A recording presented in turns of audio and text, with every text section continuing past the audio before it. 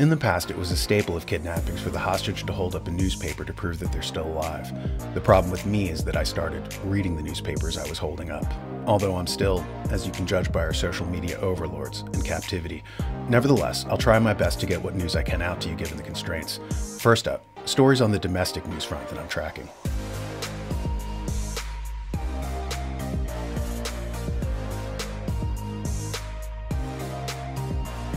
Your briefing begins with the headline, Dan Crenshaw pushes censorship bill.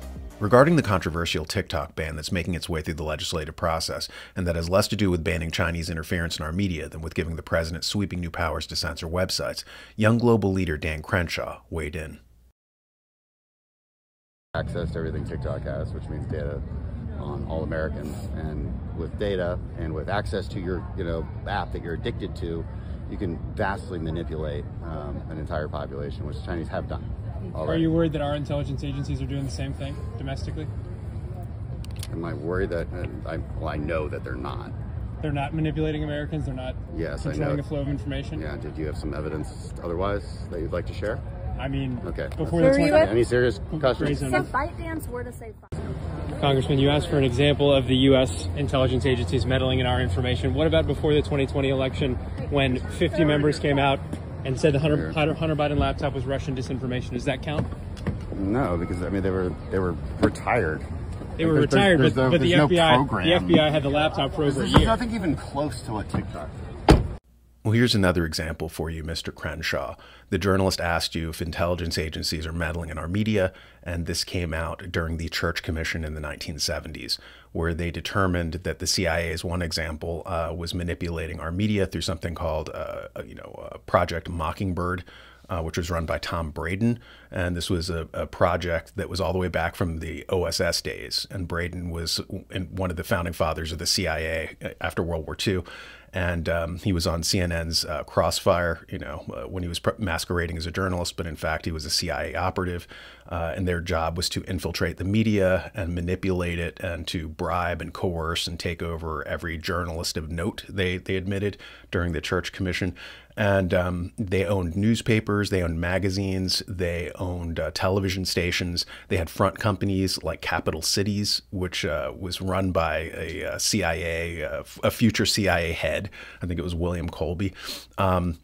Yuri Bezmenov was a KGB defector, and he said that the KGB was not counterespionage. He said 85% of its budget was to propagandize its own populace. And he said the CIA's budget was even higher. So it is a ministry of propaganda pretending to be an intelligence agency. It is not.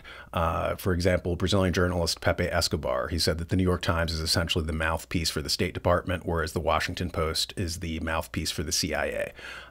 This is part and parcel of the plan set forth by, there was a gentleman named W.T. Stead in the 19th century in England, and he was huge. He was like Rupert Murdoch at the time, and he was friends with tycoon Cecil Rhodes, and both men basically wanted to reabsorb the United States into the British Empire back then, and they said that the best way to do it would be a treaty, which eventually becomes NATO. The North Atlantic Treaty Organization. So World War II was a pivotal time period for them to basically enact plans that they'd had since the 1870s. And Stead said that he envisioned something called government by journalism, right? And it's very similar to Edward Bernays, the godfather of propaganda, who in crystallizing public opinion in 1926, he called it government by propaganda instead of government by journalism, like Stead called it. But it was basically the same thing. Bernays said that for the first time, we have a new form of government other than the classical forms that Aristotle described, monarchy, aristocracy, and republic. He said, now we have rule by propaganda. We can use mass media to mobilize the populace and put them in any direction that we want them to go.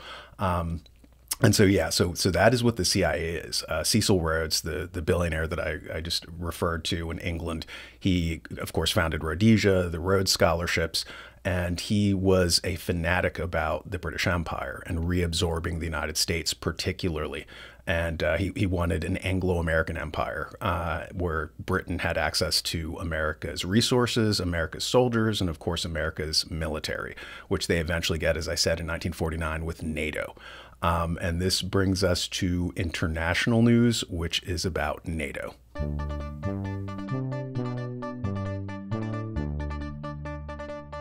Europe's largest NATO base is under construction in Romania.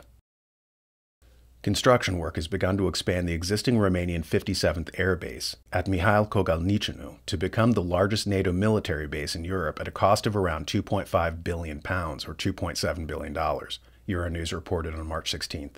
Once complete, the base will be the size of a small city, covering an area of almost 3,000 hectares and a total perimeter of 30 kilometers. Nicolae Cretu, current commander of Airbase 57, told Euronews that the expanded facility will include maintenance hangars, fuel stores, ammunition, equipment, aviation technical materials, simulators, feeding facilities, accommodation, everything that is needed to support the operation and missions of a base of this size. The project is designed to permanently host up to 10,000 NATO soldiers and their families. As well as including new runways, weapons platforms, hangars for military aircraft, it will also provide support for service personnel's families by way of schools, kindergartens, shops, and a hospital. This is ominous. NATO, which is really kind of just the British Empire renamed, plus the United States and Canada and New Zealand, Australia, and now 30 other countries have signed on to essentially be absorbed into the British Empire, and it's expanding and it's moving eastward. It's moving away from the North Atlantic of its name, North Atlantic Treaty Organization, and now it's far away from the North Atlantic, pressing up against Russia because, Sir Halford Mackinder said in 1904, the natural geopolitical center of world power and commerce was Eurasia, was Russia, basically, Central Asia. And he said that only because of an accident of history, the rise of Islam, the West was cut off from those trade routes, the Silk Road from China into Turkey.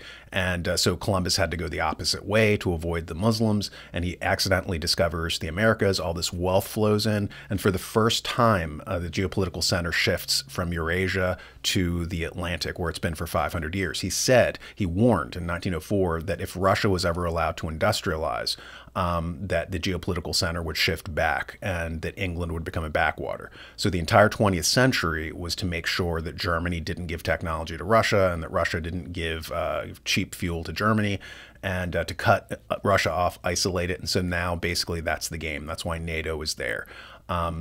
NATO is not just about, hectoring Russia and trying to contain Central Asia.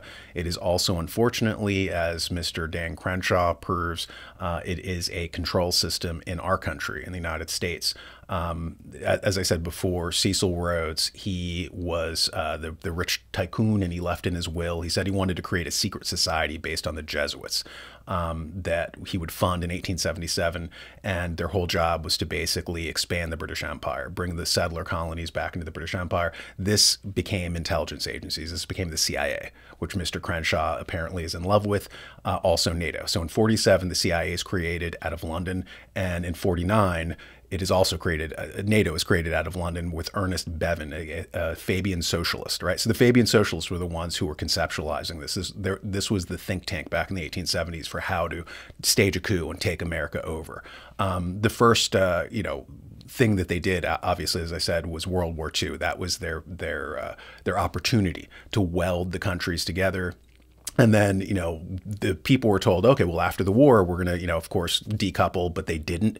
And they made sure that right after the war, right after Harry Truman signed in the CIA and signed in NATO, they had Eisenhower come in. And Eisenhower in 1950 was the first head of NATO. So they installed one of their own people in the United States to make sure that the consolidation stuck and that they could, basically keep us permanently welded to England. And Mr. Crenshaw is one of those people. Everybody who's a neocon, basically, they're really NATO cons, right? They are there to make sure that the British Empire rules us. They are there to make sure that the president is not commander-in-chief in charge of our military, but that NATO is in charge of our military. So people like Mr. Crenshaw are not exactly the patriots that they pretend to be. He, for one, as you know, is a World Economic Forum young global leader. He is a globalist. He believes in the so-called liberal world order that that is basically, that was another euphemism for the British Empire, the liberal world order they were using since the 1870s. That's what he pushes. He does not push, the Declaration of Independence. And they even said that. They said with the signing of NATO, we can't allow the Americans to realize that we're reversing the Declaration of Independence. And now it is interdependence, which is being sold. People like, Dan Crenshaw or Chuck Schumer on one side and the Democrats, or Lindsey Graham on the other side, they're so-called neocons. All the uniparty means is NATO people, NATO control, so that the states can never basically free themselves. And if you do perchance have a nationalist government, or president that tries to go back to the old system of things like Kennedy after Eisenhower, you see the results of what happens. And Mr. Crenshaw is fully, supportive of that methodology to make sure that all decisions are made out of London and not the United States. If you find that weird, that's okay, because that leads us into the news of the weird.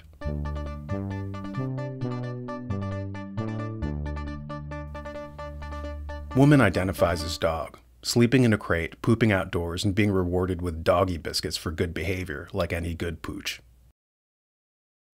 My name is Meow like a cat, but I am a dog, the pink-haired pup woman from the U.S. explained to hosts of Australian radio broadcast The Kyle and Jackie O Show Wednesday.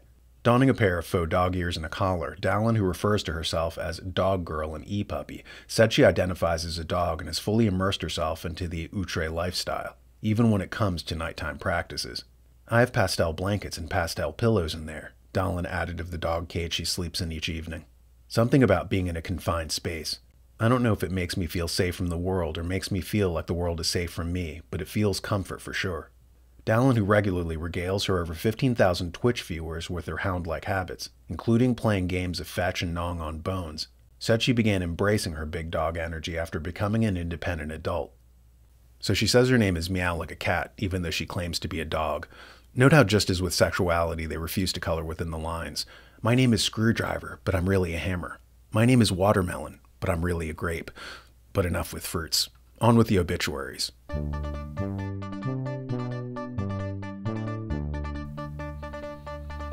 Astronaut Thomas Stafford, commander of Apollo 10, has died at age 93. Astronaut Thomas P. Stafford, who commanded a dress rehearsal flight for the 1969 moon landing and the first U.S.-Soviet space link-up, died Monday. He was 93. Stafford, a retired Air Force 3-star general, took part in 4 space missions. Before Apollo 10, he flew on 2 Gemini flights, including the first rendezvous of 2 U.S. capsules in orbit. He died in a hospital near his Space Coast, Florida home, said Max Airy, director of the Stafford Air and Space Museum in Weatherford, Oklahoma. Stafford was one of 24 NASA astronauts who flew to the moon, but he did not land on it. Only 7 of them are still alive. And with that, I'd like to thank you for watching the show, or, as I like to call it, that suspicious gap in my resume. See you next time. Consider subscribing to my new podcast, Classic Paranormal. It's a clearinghouse for lost real-life accounts of true ghost stories. It's found on Apple Podcasts. Go there now if you're interested in enigmatic tales, chilling true accounts, chronicles from cases of the past that time has forgotten, but that the modern person who likes relaxing by a campfire swapping ghost stories might appreciate. As I said, the new podcast I'm launching is available on Apple Podcasts and Spotify, and there's a link in the description below on this video.